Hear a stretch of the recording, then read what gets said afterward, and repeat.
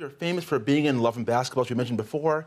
One of the few romantic movies that has African Americans at the heart of it. There are not really that many African American romances in Hollywood. Yeah.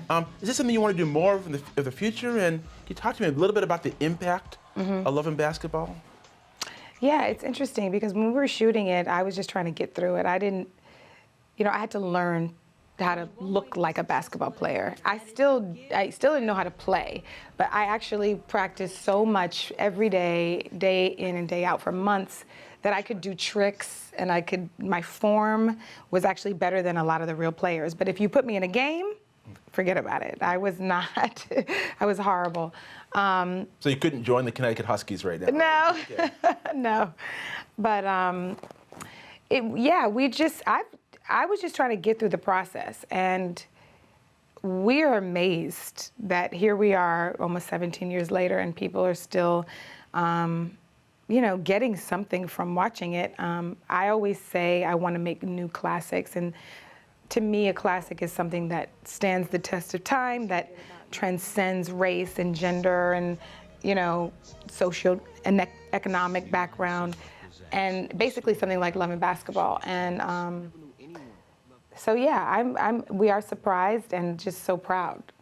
What do you think of the atmosphere right now for films? I mean, you saw at the Oscars, Moonlight winning Best Picture after that little mishap with La La Land, but Moonlight won.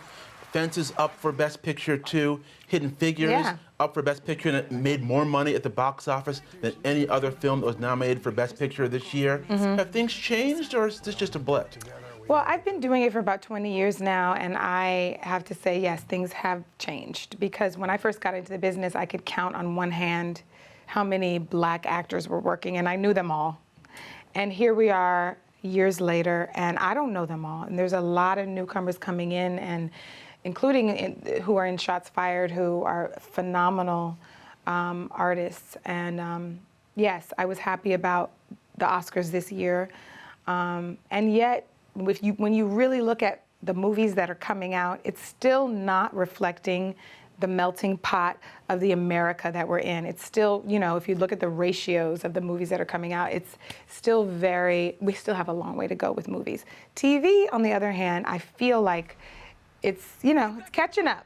TV is starting to look like the world that I live in. So I'm really encouraged by that, but yet we can still do better.